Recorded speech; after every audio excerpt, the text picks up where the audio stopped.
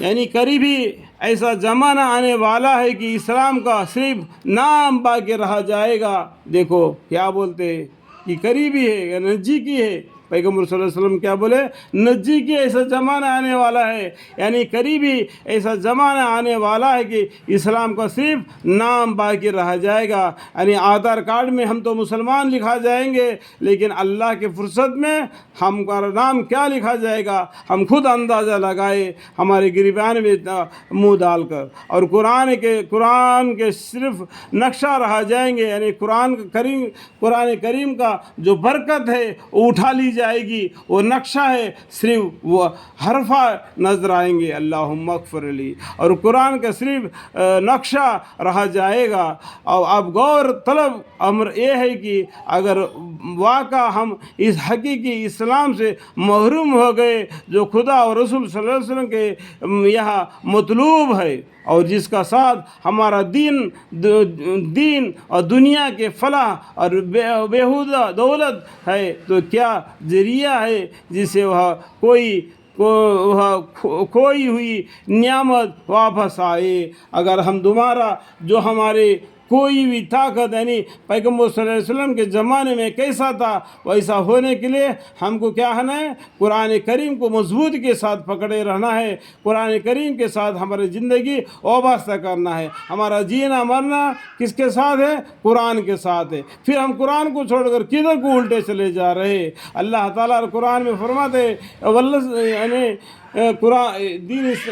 قرآن کو اللہ تعالیٰ آسان کر دیا ہے، یسرنا القرآن ذکر فہل من مدثر، قرآن کو اللہ تعالیٰ نے آسان کر دیا ہے۔ کوئی ہے تو قرآن کو تلاوت کرنے والا، کوئی دین اسلام کو قبول کرنے والا، کوئی ہے سمجھدار؟ اس طریقے سے اللہ تعالیٰ ہمیں سوال کرتے ہیں کہ کھوئی ہوئی نعمت واپس آئے، اور وہ کیا اسباب ہے جن کی وجہ سے روح اسلام ہم میں سے نکالی لی گئی اور ہم چندے بے جان رہ گئے۔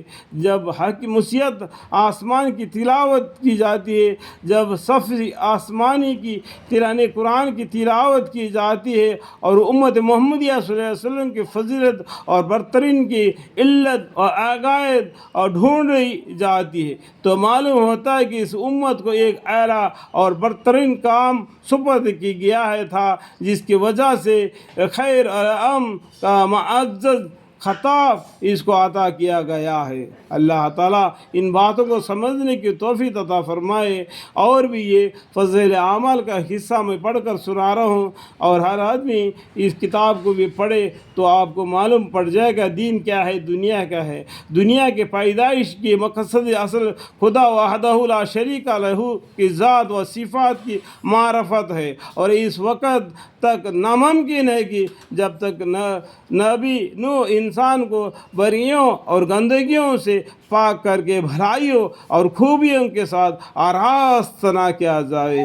اس مقصد کے لیے ہزاروں رسول اور نبی بھیجے گئے ہیں، یعنی اس مقصد کے لیے دنیا کو صاف کرنے کے لیے، دنیا میں انسانوں کو حیوانی زندگی سے نکال کر انسانی زندگی میں لانے کے لیے اللہ تعالیٰ نے بہت سے پیغمبروں کو بھیج دیا، ہزاروں پیغمبروں کو بھیج دیا، ہزاروں کتابیں نازل ہوگی، لیکن قرآن میں چندے پیغمبروں کے بارے میں اور چندے کتابوں کے بارے میں ہمیں ہدایت دی اللہ تعالیٰ نے۔ یعنی اللہ کو معلوم ہے قیامت تک کے لیے کتنا علم ان کو دینا ہے، اتنا علم ہم کو دے دیا ہے۔ اس علم کے بدولت ہم کو دین اسلام کا مرتبہ کو بلند مرتبہ تک پہنچانا ہم مسلمانوں کا کام ہے، لیکن پھر بھی ہم بٹ گئے۔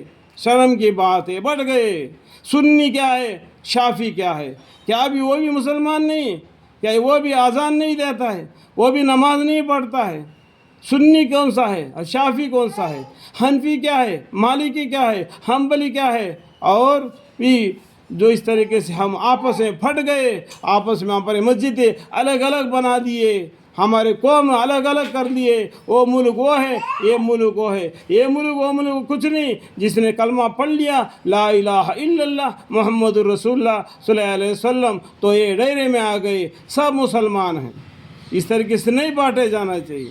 اور آخر میں اس مقصد کے تکمیل کے لیے سیدنا اعلیٰ سیدنا محمد مصطفیٰ صلی اللہ علیہ وسلم دنیا میں تشریف لائے کہ مبعوث فرمایا، اور الیوم کملت لکم دینکم و اتممت علیکم نعمتی کا مزدہ سنایا گیا ہے۔ اللہ نے 203 سال میں پیغمبر صلی اللہ علیہ وسلم نے اتنا مصیبت ڈھال کر دین اسلام کو اتنا بلند مرتبہ تک پہنچا دیا، اس کا اندازہ لگانا ہی ہمیں ناممکن ہے۔ مسلمانوں کو غور کرنا چاہیے کہ آج ہماری دنیا میں ہماری زندگی کیسا ہے۔ اللہ تعالی ہمیں اور آپ کو سمجھنے کی توفیق عطا فرمائے، آمین۔